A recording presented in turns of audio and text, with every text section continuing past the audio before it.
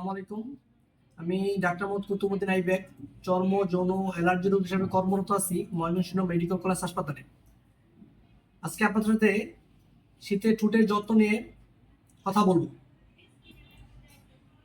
এই শীতে ঠোঁটের যত্ন কিভাবে নেবেন, যে কাজগুলা এই শীতে করা যাবে না। মুখের থুতু দিয়ে ঠোঁট ভিজাবেন না, কারণ মুখের থুতু বাতাসে বাষ্প হয়ে উড়ে যায়, ফলে ঠোঁট আরো শুষ্ক হয়ে যায়।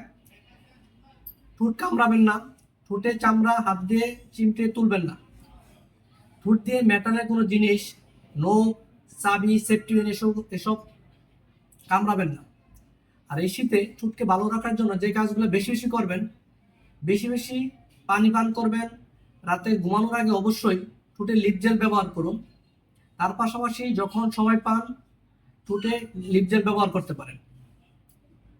এইভাবে যদি নিয়মগুলো মেনে চলেন, তাহলে আপনারা সুন্দর মসৃণ একটা ঠোঁট পেতে পারেন। ধন্যবাদ সবাইকে।